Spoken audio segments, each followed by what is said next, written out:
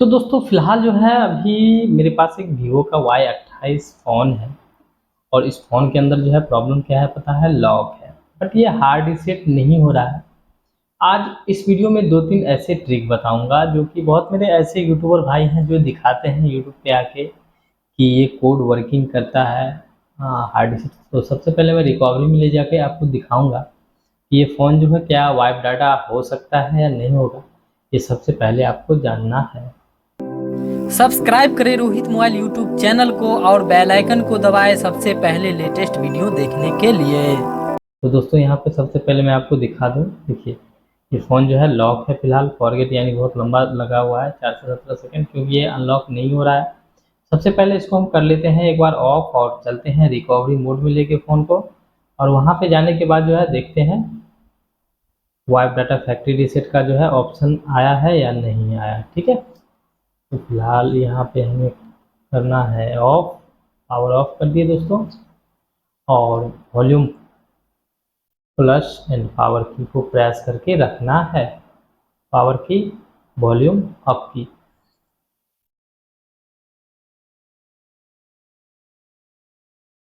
अब यहाँ पे आप देख सकते हैं क्या आ चुका है दोस्तों आपके सामने, रिबूट एंड रिकवरी मोड। तो आपको जाना है यहाँ पे वॉल्यूम माइनस बटन को दबा के नीचे जाना है रिकवरी, और यहाँ पे आके आपको क्या करना है, रिकवरी पे क्लिक करना है ताकि रिकवरी मोड मेरा आ जाए कंप्लीट खुल के, और वहाँ से मैं अपने फ़ोन का जो है वाइप डाटा फैक्ट्री रीसेट कर सकूँ। क्या हो पाता है, या फिलहाल अभी तो ये फ़ोन नहीं होगा मेरे हिसाब से, क्योंकि वाइप डाटा फैक्ट्री रीसेट का ऑप्शन ही नहीं है।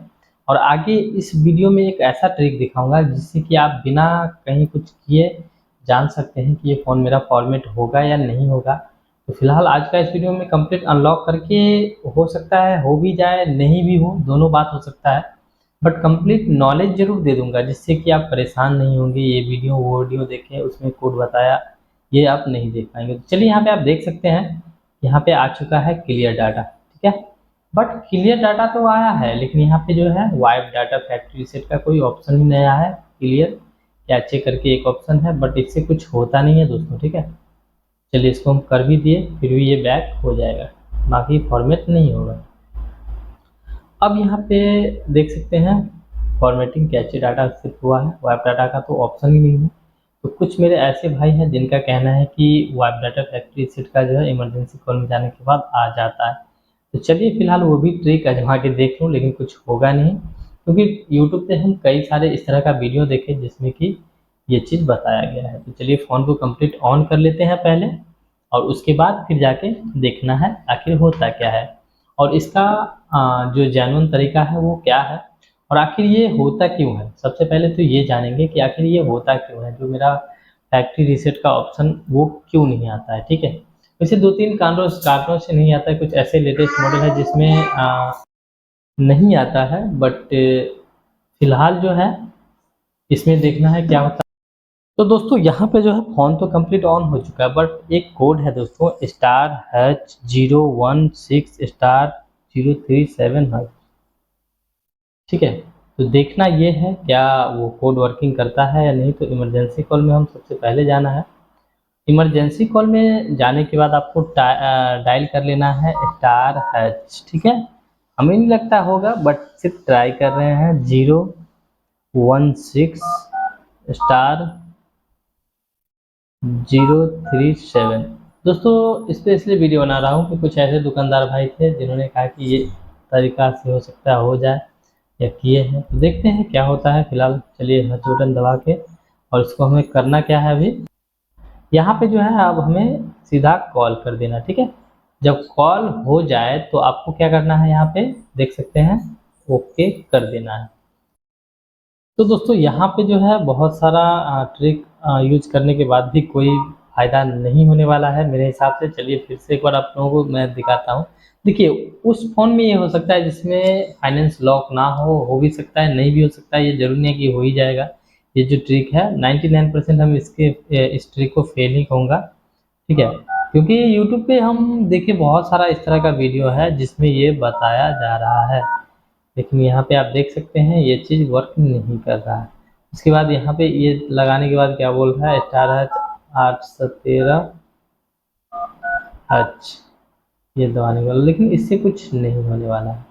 देखिए दोस्तों, यहाँ पे बहुत भाई का कहना है कि यहाँ पे इसको जाना है और ऑफ कर देना है। ऑफ करने के बाद जो है ना क्लियर कैच पे बहुत बार रिट्राई करना है, उससे भी आ जाएगा। लेकिन हमें नहीं लगता है कि ये सबसे आएगा।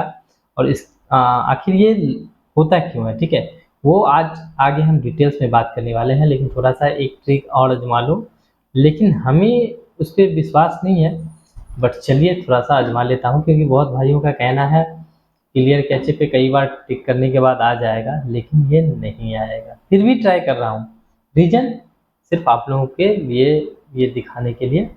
मान लीजिए आखिर होता क्या है, आखिर क्यों होता है, वो मैं आगे दिखाऊंगा। तो क्लियर कैचे पे बहुत भाई ऐसे हैं जो बोलते हैं बार बार ये करने से जो है क्लियर डाटा का ऑप्शन आ जाता है, लेकिन ऐसा कुछ भी नहीं होता है दोस्तों। तो दोस्तों यहाँ पे जो है सारा जो ट्रिक है वो सब फेल है। ना ही तो ये क्लियर डाटा करने क्लियर कैचे करने से बार बार आ सकता है, ना ही तो आप यहाँ पे कुछ भी ट्राई कर लीजिए नहीं आएगा, ये हमें पता है कंफर्म। लेकिन क्यों नहीं आएगा वो सबसे पहले हमें जाना है। तो चलिए हम फ़ोन को एक बार कर लेते हैं रीस्टार्ट, ठीक है। और उसके बाद हमसे सबसे पहला एक ये ट्रिक पे बात करते हैं कि आखिर ये क्यों नहीं है ऑप्शन।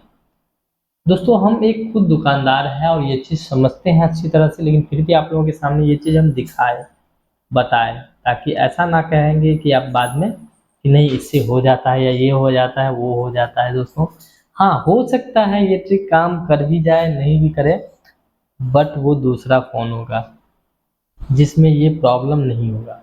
आइए हम बताते हैं आखिर इस फ़ोन में आखिर प्रॉब्लम क्या है। डिटेल्स में बात करेंगे दोस्तों। ये किसी का भी फ़ोन हो, बट उससे मुझे कोई पता नहीं, क्योंकि हम ये चीज़ कस्टमर का इसलिए रख लिए थे कि ताकि बहुत मेरे भाइयों का कमेंट था उस पर वीडियो बनाने के लिए, इसलिए हम रख लिए। बाकी इस तरह का फ़ोन अनलॉक करना भी नहीं चाहिए हमें। रीज़न पता है दोस्तों, चलिए हम बात करते हैं आगे। देखिए ये जो फ़ोन है ये फाइनेंस पे फ़ोन है। अब आप पूछेंगे हम कैसे जानेंगे कि ये फ़ोन फाइनेंस पे है। तो चलिए स्क्रीन जब आपका ऑन होगा ना, तो यहाँ पे आप देख लीजिए दोस्तों, this device belong to this device belong to a financed by your device financer, ठीक है। तो ये फ़ोन जो है दोस्तों फाइनेंस हुआ है। अब जहाँ से भी हो, जैसे भी हुआ हो, बट हुआ है। बहुत बार बजाज से होता है, कुछ भाई टीवीएस से करवाते हैं। अगर ये बजाज से होता है तो बता देता बजाज का नाम, बट ये बजाज से नहीं है, अदर कोई भी ब्रांड से हुआ है, लेकिन फाइनेंस तो हुआ है। जिसके कारण जब भी आपका फ़ोन फाइनेंस होगा, मान लेते हैं बजाज में, तो बजाज में जो है ना जिसका सिविल अच्छा होता है ना, उस कस्टमर के साथ लॉक नहीं किया जाता है, वरना बजाज में भी लॉक होता है। अगर अदर कंपनी का बात करें ना, तो होम क्रेडिट हो गया, टीवीएस हो गया, चाहे और भी जो फाइनेंस कंपनी है ना, सारा कंपनी आपको फ़ोन लॉक करके ही देगा। ये तो चलिए वीवो की बात होती है, ओप्पो हो, वीवो हो, एनीवे कोई सा भी हो। अगर सैमसंग का बात करें तो वो ऑलरेडी सैमसंग लॉक करके ही देता है। एमआई का बात करें तो वो भी एमआई फाइनेंस में भी फ़ोन लॉक होके ही आता है। टेक्नो फाइनेंस का बात करें तो उसमें भी फ़ोन लॉकिंग में ही होता है, क्योंकि अगर लॉकिंग में नहीं होगा ना, बहुत ऐसा कस्टमर है जो पेमेंट नहीं देगा। सिर्फ बजाज का बात करें ना, तो बजाज का जो है लड़का वो मार्केट में घूमता है और वसूली कर लेता है। लेकिन बजाज में भी अगर आपका सिविल कम है ना, तो फिर वो लॉक में ही जाएगा, ठीक है। अब ये तो चलिए यहाँ पे हुआ नहीं, अब दूसरा विकल्प ये बताते हैं। देखिए अब चलिए हम दूसरा एक बात और ये कर लेते हैं। अगर मान लीजिए ये फ़ोन जेन्युइन है, तो कस्टमर को हम यहाँ पे ये बोल देंगे कि ये फ़ोन जो है आप जहाँ से लिए हैं वहाँ पे जाइए और उनको बोलिए, वो इजीली आपका फ़ोन अनलॉक करके दे सकते हैं। क्योंकि उनके पास ऑथराइज होगा, जो अगर कोई दुकानदार अपना फाइनेंस से किया होगा तो उनके पास ऑथराइज होगा, वो फ़ोन को लॉक अनलॉक या फिर ऐप रीसेट हर एक चीज़ कर सकता है, ठीक है। चलिए हम फिलहाल एक और बात करते हैं इसी के साथ। ये फ़ोन तो अनलॉक नहीं हुआ, अनलॉक होगा बट कैसे होगा वो भी बताता हूँ, और क्यों नहीं करना चाहिए हम लोगों को ये भी मैं बता रहा हूँ, ठीक है। वीडियो थोड़ा लंबा बनेगा। तो दोस्तों मेरा जो है सैमसंग का फ़ोन है, ठीक है। अब हम बात करते हैं, हम खुद इसको फाइनेंस करते हैं। अब मान लेते हैं यहाँ पे फाइनेंस हम कैसे करते हैं। देखिए दोस्तों, ये जो है मान लेते हैं यहाँ पे हम कस्टमर का फ़ोन फाइनेंस किए। देख सकते हैं अगर बात करें तो यहाँ पे बहुत सारा कस्टमर है जिसका फ़ोन हम फाइनेंस करते हैं। ईएमआई स्टेप एप्लीकेशन है, इससे करते हैं। और भी एक न्यू आया है, उससे बहुत सारा एप्लीकेशन है मार्केट में जिससे कि आप फ़ोन फाइनेंस पर्सनली फाइनेंस कर सकते हैं। और यहाँ पे होता क्या है, बहुत बार हम लोग अपना जो छोटा फ़ोन होता है ना, 7,000, 8,000, 6,000 का फ़ोन कस्टमर को आधा पेमेंट लेके फाइनेंस पे दे देते हैं, ठीक है। तो उस फ़ोन में जब हम ये चीज़ लगाते हैं, क्यूआर कोड लगाते हैं ना, उसी समय फ़ोन का जो है ना सारा रीसेट ऑप्शन खत्म, हाइड हो जाता है, वो रीसेट कर नहीं सकता है। रिकवरी मोड में जाएगा भी तो रीसेट का ऑप्शन गायब। और वहाँ पे जो है ना बहुत सारा इस तरह का एप्लीकेशन होता है जो चल भी नहीं पाता है तत्काल। हाँ, लेकिन अगर मान लीजिए कस्टमर पेमेंट कर दिया, उसके बाद हम लोग उसको क्या करते हैं, उस एप्लीकेशन को हटा देते हैं। ईएमआई सेफ एप्लीकेशन है, और जब भी ईएमआई सेफ एप्लीकेशन लगाते हैं तो सब परमिशन अलाउ कर देते हैं, उसके बाद ये कंप्लीटली लग जाता है। मान लेते हैं बहुत बार इसको आप फॉर्मेट कर भी कहीं से कर, अब मान लेते हैं यहाँ पे अनलॉकिंग करने का तरीका क्या है दोस्तों, तो इसको अनलॉकिंग करने का तरीका है यूफएस निकाल के आप इजी चेटक वगैरह में कर सकते हैं। लेकिन लेकिन अब यहाँ पे एक बात और हम बता रहे हैं, ये फ़ोन अगर आप अनलॉक कर देते हैं किसी सर्वर के थ्रू, तो फ़ोन जो है ना अनलॉक तत्काल हो जाएगा, लेकिन फिर से वो लग जाएगा, तो आपका पेमेंट जो है ना डूब सकता है फर्स्ट। और पेमेंट डूबेगा, क्यों डूबेगा कि तत्काल तो वो अनलॉक कर दिया, लेकिन बाद में ये फ़ोन आपका रीस्टार्ट होने लगेगा जो भी फाइनेंस पे है। और ये चीज़ मैं आपको यहाँ पे दिखा दिया हूँ कि ये फ़ोन जो है और फाइनेंस पे जो भी रहता है यहाँ पे आपको देखने को मिल जाएगा। तो इसलिए दोस्तों इस तरह का फ़ोन अगर आपके पास आए ना, तो उसको डायरेक्टली आप रिटर्न कर दीजिए, क्योंकि कुछ पैसों के चक्कर में आप फँस सकते हैं। अगर आप मान लेते हैं, अगर आप किसी का पेमेंट ले लिए और कोई ऐसा बंदा है, मान लेते हैं आपका कोई पेमेंट लिया, कोई ऐसा बंदा है जो पेमेंट लिया है आपका, उसको बोले भाई ना दो, हम तुम्हारा सपोर्ट करते हैं ऐसे वैसे, तो प्रॉब्लम तो होगा ना। तो वही वाली बात है, तो अगर फाइनेंस वाला फ़ोन आए तो इसको तो अनलॉक करना ही नहीं चाहिए। और ये जो है नहीं वाइप डाटा होने का रीज़न ये है दोस्तों। और सेकंड बात करें तो नॉर्मल हम Y28 वगैरह में जो है न्यू फ़ोन आता है, तो उसमें हम देखे हैं ये वाइप डाटा फैक्ट्री रीसेट का ऑप्शन होता है और किए भी हैं, ठीक है। तो फाइनेंस वाला फ़ोन आप नहीं करें तो ज़्यादा बेटर होगा, वरना आप फंस सकते हैं कुछ रुपया के चक्कर में। हाँ, ये फ़ोन होता है 2800 से 3000 रुपया लगता है, सर्वर के थ्रू होता है, लेकिन हो सकता है कि फ़ोन में दोबारा आपको लॉक हो जाए या फिर रीस्टार्ट का प्रॉब्लम आ जाए, तो उस समय आप क्या दोबारा से फंस सकते हैं। तो इसलिए दोस्तों कभी भी इस तरह का काम ना करें, बस हमसे यही रिक्वेस्ट है। बाकी दोस्तों वीडियो बहुत बड़ा बना दिए, कुछ ज़्यादा नॉलेज नहीं दिए हैं। आप लोग यही कहेंगे कि बहुत बड़ा भाषण दे दिए हैं, बट कुछ दिए हैं नहीं भाषण। बट ये प्रॉब्लम जो है फाइनेंस की वजह से ज़्यादातर देखने को मिल रहा है। मेरे साथ यही मॉडल नहीं दोस्तों, न्यू मॉडल आ रहा था Y58, जो कि अभी फ़ोन बिक रहा है, वो अनलॉकिंग के लिए आ गया। जब देखिए तो भाई ये वाइप डाटा फैक्ट्री रीसेट का ऑप्शन नहीं है। ये चीज़ जब देखे हम लोग, जब कस्टमर को देते हैं ना फ़ोन, तो ये ज़रूर देखते हैं कि भाई ये क्या है। तो ये जो है किसी के हैंडल में है भाई, वहाँ से परमिशन जब तक नहीं देगा तब तक ये कुछ नहीं कर सकता है, क्योंकि ये फ़ोन जो है वैसे भी कस्टमर बोला था हम बाहर से लाए हैं, कोई किसी से खरीदे हैं, तो आप समझ सकते हैं कोई चोरी का ही होगा या कुछ भी हो सकता है। सो दोस्तों चलिए आज का इस वीडियो को यहीं पे एंड कर लेते हैं।